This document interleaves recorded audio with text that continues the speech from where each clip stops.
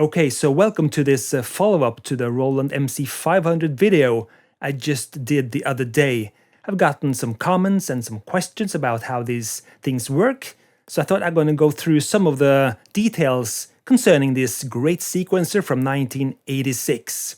The first thing we're going to do is to turn it on. But to turn it on, we have to have this in the floppy drive first, because the OS comes on floppy disks for this sequencer. Roland decided that the memory was too small to hold the OS in itself, so you have to use some of the memory to load in the OS first. We're gonna slide this into the floppy drive and then turn it on, and let's see what happens. And this is all happening in real time, and you can see it's loading system, please wait. And it takes a while actually.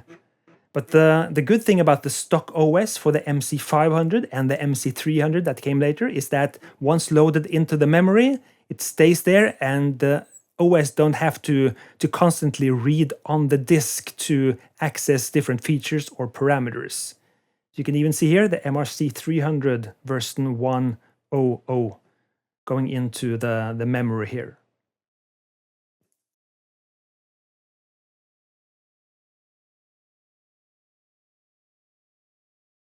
So let's see what we've got once in ROM.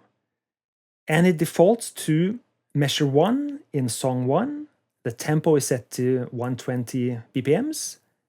And it's ready to record in real time on track number 1. So it's actually ready to record, and you can change the tempo first if you want to, or you can program tempo changes, etc. You can also do that in here. On the right of the MC500, you have the numeric pads here, buttons, all chunky, good feel to these buttons. And these buttons are important because it's here you can set different types of MIDI parameters and functions, etc. Load floppies, load sequences, save things, stuff like that, and also the edit functions. So by pressing the MIDI button, you can now set the MC500 exactly how you want in terms of how it's going to receive MIDI data, etc., and how it's going to output different stuff on the MIDI ports on the back here. So you can just scroll through different options, and of the more important ones are how it transmits out those MIDI ports, what channels, etc. You can set that here. How it transmits clock output, that's very important because you have to set it to transmit clock out in here. At default, it says off, but I have to set that to on to enable MIDI clock going out here. And it's also important to set the soft through functions. That means if you're going to use one of the or both the MIDI outputs as MIDI throughs, so you can actually run MIDI through the MC500 and out again to a chain of MIDI modules you want to play, like I did in the demo video from that first video. So these things are important. You do that through the MIDI button here. You have modes. You have 4 different modes in the MC500. You have the MIDI recorder mode, that's the sequencer itself. You have mode 2 called disk, where you can load, delete, save, and rename stuff on floppies. A chain play that lets you chain songs together for entire sets if you're doing a live thing. And you have mode 4, which is a utility mode, where you actually go in if you want to format a new floppy with the OS, for instance, if you want to make backups of your OS disk. That's stuff like that. Won't go into that now, but these are important things to know. And you have functions where you can set things like internal or external sync of the MC500. You can set the metronome to play on a recording, play, etc., different stuff like that. Song titles, you can set rhythm velocities and things concerning programming rhythms on the MC500, and the basic tempo. So lots of stuff you can do by using these 3 buttons here. On the right side, you have buttons to do edits on the actual tracks you've recorded. So if you want to record a track, well, there's really nothing to it. You just set the tempo for now. If you want to do real-time or step-time recording, I only use real-time because I can play so much. Step-time is really not something I do quite often. I never did it quite often back then either. and I choose the track I want to record on. And since this is a 4-track recorder plus the rhythms, let me just choose track 3, for instance. And I press reset out of old habit, so it goes back to measure 1. I press record, and I have to dial in the time signature. 4 on 4 is okay. It's only going to ask that now because I've not recorded anything so far. I press enter on that one, and it wants me to press play, and I'll get the count in, and off I go.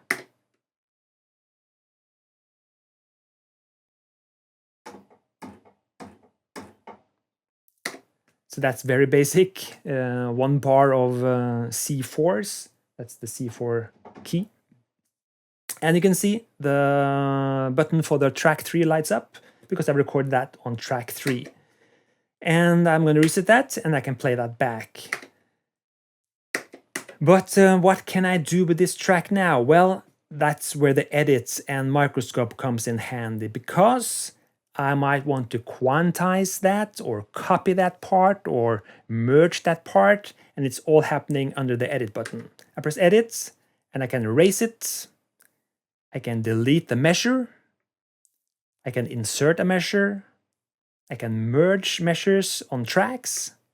I can extract MIDI information, track information to put on another track, because you can have lots of MIDI information in one track. So you're not bound to 4 tracks per se. You have 4 individual physical buttons, 4 tracks, but each track can contain MIDI information from all 16 channels. I can transpose a track. I can change velocity on a track. I can change MIDI channels on a track, and I can quantize a track. So let's do that. I press enter. It wants me to say what track I want to quantize. Track 3. I can also choose 1 through 4. Track 3. MIDI channel. All MIDI channels on track 3, or just the one I was recording. Let's choose all.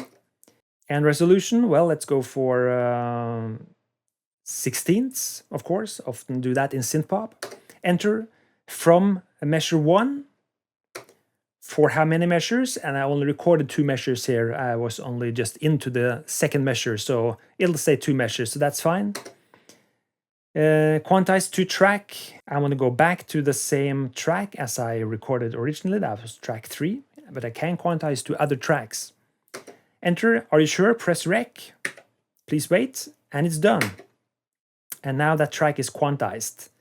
And if I want to go deep down and check out the notes I was playing, that's when I press the microscope button for track 3. And now I can dial through the different notes I was playing when I was recording this. And if you remember, I was kind of sloppy, so I touched the D4 while I was recording what I meant to be only the C keys. So you can see that, the D4, and that's something I want to actually delete. So I press edit, and now I can dial through the different options I have for that D4, and among them are delete event. So I press enter, delete rec, yes, and that's now gone. So that's left me with all those C4s I was playing. And now I can change that if I want to by pressing edit again, change event, yes. And I can now dial through those different options. I can change the C4 to a D4 again if I want to. I can change the velocity setting. And I can change the gate time, how long that key is pressed within that bar I was playing. So when I'm done, I press enter, and I can go out, and I'm back to the sequencer setting where I can play and hear what I just did. Very fast and quite simple, actually. Like I said in the first video, I love this sequencer. I love the OS. It's fast, it's snappy, the timing is rock solid, and I love the workflow, and the feel you get from those chunky buttons are excellent. The next sequencer that came after this from Roland, the MC300, well, that's the same great sequencer, but the buttons are not so great. They're the same buttons as you found later on the MC50. I know a lot of guys complaining about those buttons failing a lot more than these old cash register computer buttons that came with the original MC50. But they're both great sequencers. And the last thing you have to be aware of if you're going to purchase any of these sequencers is that if you want to run that Super OS, the Super MRC software that Roland developed during the time of these sequencers, I have that on this floppy here. Beware that if you load this into this sequencer, and you can do it, you have to be prepared to wait a lot, because by loading this into memory, you can only load a little portion of the software because it takes up too much space. And that means that pretty much everything you want to do, quantize, copy, extract, merge, format, save, load, the OS constantly has to be loaded from the floppy into the sequencer. So you have to wait 10 seconds, 20 seconds, 30 seconds for pretty much every function or feature you want to use. It gives you 8 tracks, even on the MC500 instead of 4. By holding the shift button, you can choose track 5 through 8 on those same physical buttons here, but you have to wait a lot. So if you want to use the Super MRC software, I recommend you going for the MC500 MkII or the MC50 sequencers. The OS is the same. I love the MC500, so I like to use that with the stock OS. It means only 4 tracks, but that's all I need really for this sequencer in my workflow. Well, this was my little way of answering comments and questions, and a little breakdown of how this sequencer works in more detail. There's lots of good tutorials on the tube for even more in-depth tutorials on these great sequencers. As always, I'm Espen Kraft. Thank you so much for watching, and I'll see you next time. Cheers!